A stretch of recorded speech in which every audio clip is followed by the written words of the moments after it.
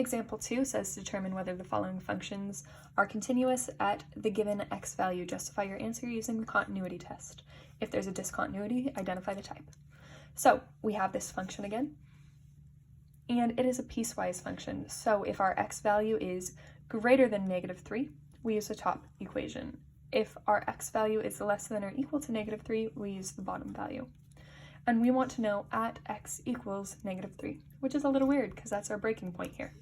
But we're going to go ahead and do it anyways. So we need to find first, do I have an answer? So when I plug in a -3, do I get an answer? When I plug in -3 exactly, this bottom one is the one that includes the -3, so I'm going to use this equation. So I have 2 minus -3.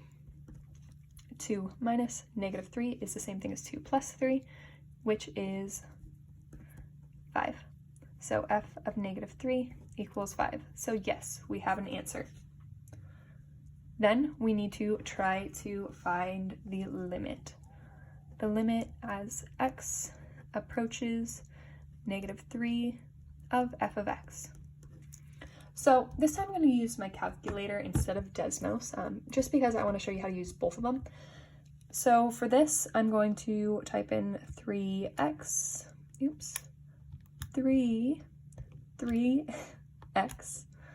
minus 2, and then I'm going to do another equation that's 2 minus x. And I'm smart enough to know which equation to use. I'm going to have to use my brain a little bit here.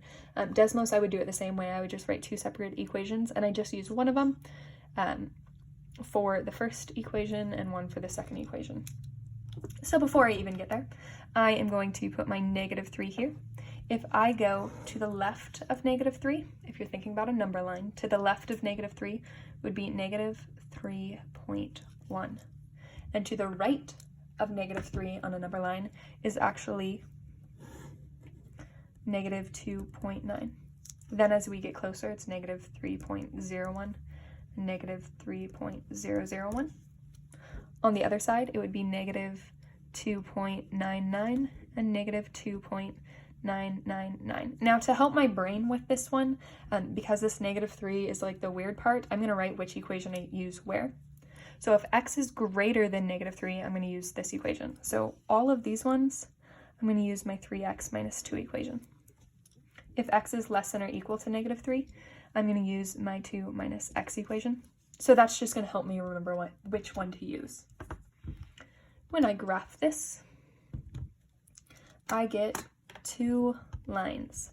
Now I'm going to start over here with the -3.1. So I need to find the line that has an y-intercept of 2. So this top line is my equation for over here. So if I just press trace, I'm on the bottom line right now.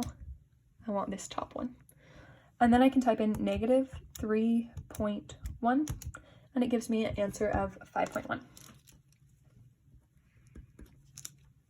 When I am at -3.01, and I'm just typing in these numbers after I hit trace and press enter, it's 5.01. And then -3.001 gives me 5.001.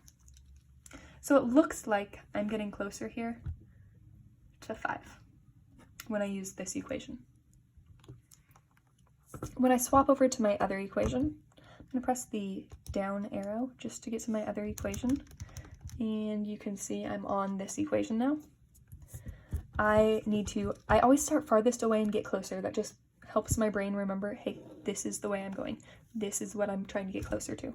So I'm going to type in -2.9, and it gives me -10.7. -2.99 gives me -10.97.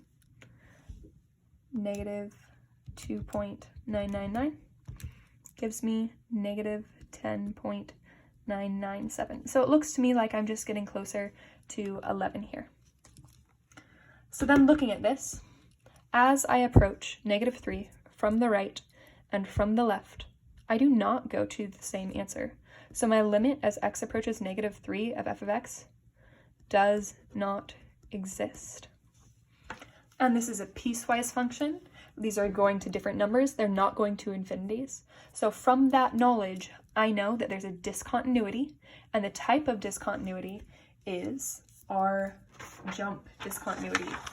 Because right here, I said this is a non-removable discontinuity, and it's some piecewise functions. And it jumped from one value to the other.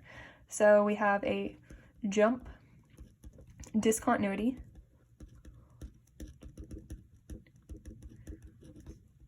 at x equals negative